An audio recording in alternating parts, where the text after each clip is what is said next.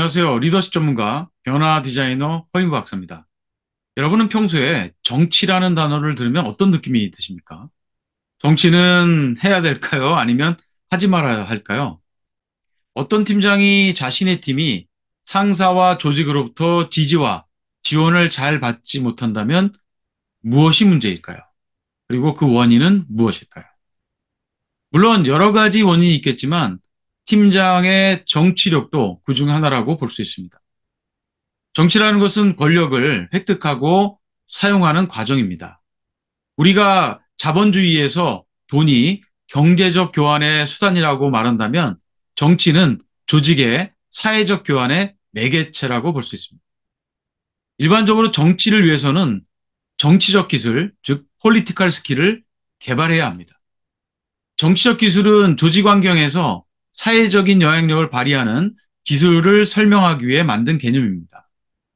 정치적 기술을 잘 발휘하는 사람은 함께 일하는 사람들을 효과적으로 이해하고 그 이해를 바탕으로 개인의 목표나 조직의 목표를 달성하는데 상대방이 협조하도록 영향력을 행사하는 능력이 뛰어납니다. 뛰어난 정치적 기술을 갖고 있는 사람들은 세 가지 특징이 있는데요. 첫째는 사회적 관계에서 오는 신호를 쉽게 이해하고 다른 사람을 관찰해서 그들의 욕구와 동기를 정확히 파악합니다. 둘째는 다른 사람들에게 진실하고 성실하다는 믿음을 주기 위해서 자신의 진정한 의도를 숨기거나 과장된 행동을 하기도 합니다. 셋째는 정치적 기술을 많이 가지고 있는 사람들은 그렇지 못한 사람들보다 네트워킹 형성 능력이 매우 뛰어나고 더 쉽게 관계를 형성합니다.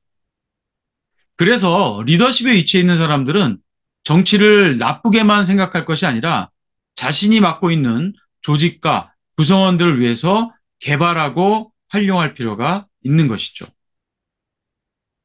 관리자라는 사람이 구성원들에게 왜 우리는 지원도 제대로 못 받고 홀대받습니까? 라는 얘기를 듣기만 한다면 리더십에 심각한 문제가 발생하게 됩니다. 정치적 기술은 사회적 예민성, 대인관계 영향력, 네트워킹 능력, 명확한 성실성의 네 가지 핵심 요인으로 이루어집니다. 사회적 예민성은 다른 사람들을 주의 깊게 관찰하고 다양한 사회적 상황에 민감하게 대응하는 능력입니다. 연구 결과 사회적 예민성이 높은 사람은 상사로부터 높게 평가받거나 효과적인 리더십을 발휘하는 것으로 나타났습니다.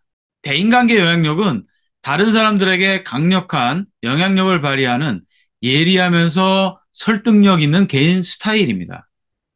대인관계 영향력이 높은 사람은 환경과 사람에 따라 자신의 행위 전략을 능숙하게 조절할 줄 압니다.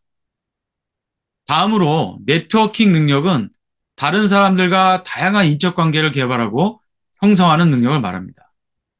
네트워킹 능력이 높은 사람은 업무 이해관계자와 성공적인 파트너십을 구축하고 목표 달성에 영향을 미치는 다양하고 폭넓은 인맥을 유지하고 자신의 상사에게 효과적으로 어필할 수 있습니다.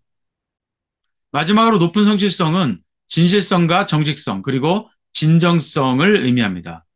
아무리 정치적이라고 해도 결국은 성실성이 뒷받침되지 않으면 영향력을 오랫동안 유지하기 힘들기 때문입니다.